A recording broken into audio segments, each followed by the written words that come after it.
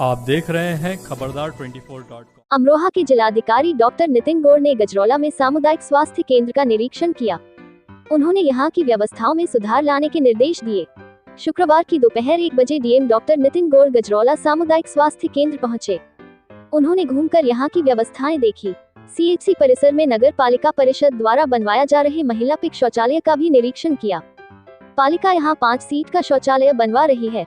DM ने पालिका के अधिशासी अधिकारी ललित कुमार आर्य को निर्देशित किया कि यहां 4 सीट का शौचालय एवं एक स्नानघर बनवाया जाए ताकि रोगियों के तीमारदार भी इसका लाभ उठा सकें। उन्होंने सीएचसी की गैलरी में इंडोर प्लांट भी रखवाने के निर्देश दिए। निरीक्षण के दौरान डीएम ने वहां अपने बच्चों की दवा लेने आई गांव नौनेर निवासी गुट्टी से भी बातचीत की।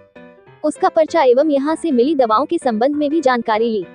उसके बच्चे की कमजोर हालत देख उसे बाल पोषण केंद्र लाने की सलाह दी। निरीक्षण के दौरान प्रभारी मुख्य चिकित्सा अधिकारी डॉक्टर योगेंद्र सिंह, सीएचसी अधीक्षक डॉक्टर पल्लवी गंगवार, डॉक्टर अजीत, पालिका के लेखाकार आदेश अग्रवाल आदि भी मौजूद रहे। खबरदार 24.com के लिए नवनीत अग्रवाल। आज सीएचसी गजरौला का मेरे द्वारा निरीक्षण किया गया है। ये 30 बेडेड एक फैसिलिटी है जो एक फर्स्ट रेफरल यूनिट भी है। फर्स्ट रेफरल यूनिट यहाँ पे सिजेरियन के लिए पेशेंट को रेफर किया जा सकता है। तो यहाँ पे ऑन एन एवरेज 500 की ओपीडी होती है डेली और जो 30 बेड्स हैं उसमें फीमेल वार्ड का निरीक्षण किया गया जिसमें 4 महिला पेशेंट भी थी। तो उसमें जो सीएचसी के इंचार्ज हैं उनको निर्देशित किया गया कि आईपीडी पेशेंट्स के लिए कूलर की व्यवस्था करें ताकि ठंडी हवा मिल सके। इसके अलावा दवाइयों का स्टॉक सत्यापन किया गया जिसमें एसेंशियल ड्रग लिस्ट में 313 के सापेक्ष लगभग 250 ड्रग्स का होना बताया गया और जो मोस्ट कॉमनली यूज्ड ड्रग्स हैं एंटीबायोटिक्स और एंटासिड्स, पेन किलर्स, उनकी मात्रा पर्याप्त है। जो गैप है एसेंशियल ड्रग लिस्ट में और जो अवेलेबिलिटी है उसको ब्रिज करने के लिए सीएमओ साहब को बोला गया कि उसे ब्रिज कराएं।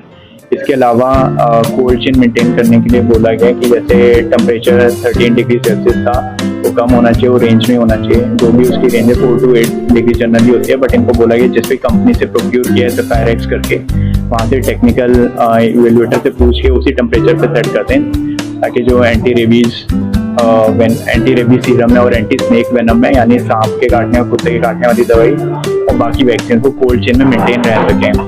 इसके अलावा खुले हुए डस्टबिन के लिए लिड से कवर होने वाले डस्टबिन के लिए बोला गया है और साफ सफाई यहाँ पे पर्याप्त है बट डस्टबिन को कवर करने के लिए बोला गया है।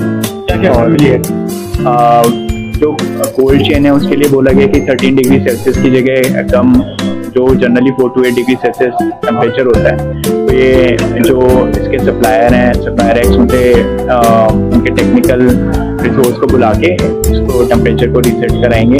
कई बार गर्मी में टेम्परेचर ज़्यादा भी शो करता है। और इसके अलावा जो एसेंशियल ड्रग लिस्ट और अवेलेबल है उसमें गैप को ब्रिज करने के लिए बोला गया है।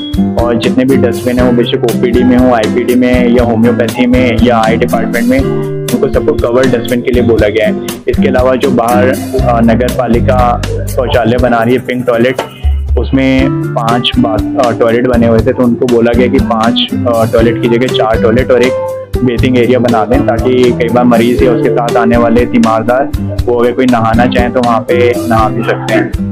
इसके अलावा जो उधर मलबा पड़ा है उसको हटाने के लिए बोला गया और इसकी नॉर्मल साज सज्जा के निर्देशित किए गए हैं। और जनरली हॉस्पिटल में वाइट दीवारें, वाइट फर्श होता है तो काफ़ी मोनोटोनस हो जाता है। तो बोला गया कि वहाँ पे हर 5 फीट के गैप पे ऑर्नामेंटल और ऑक्सीजन रिलीजिंग प्लांट जैसे मनी प्लांट, स्नेक प्लांट, तुलसी इत्यादि इनके गमले रखवाए जाएँ। और जैसा कि एक रैंडम इंस्पेक्शन पे मैंने देखा कि मरीज के हाथ में जो दवाई का पर्चा था उसमें जेनरिक मेडिसिन थी और वो सभी उसको यहाँ से अवेलेबल थी। इसके अलावा यहाँ पे जैसे 3 डॉक्टर्स हैं और स्पेशलिस्ट की कमी है। डिस्ट्रिक्ट हॉस्पिटल्स के लिए स्पेशलिस्ट की मांग शासन से की गई है। यहाँ पे जिन स्पेशलिस्ट की कमी है उनकी भी की जाएगी। यहाँ पर एक्सरे की हाँ, तो उसके लिए मेरा सीएचसी के इंचार्ज से निर्देशित रहेगा कि जो इमरजेंसी वाले एक्सरे हैं वो तो तत्काल ही हो जाएं और जो इलेक्टिव एक्सरेज हैं उनको आप शेड्यूल कर सकते हैं, लेकिन फिर भी जो भी हो जाए उन्हें कम से कम टाइम में उनका एक्सरे हो जाए और इसकी एक फेयर रोस्टिंग हो, इसमें क्यों ना जम कराई जाए। इस साइड।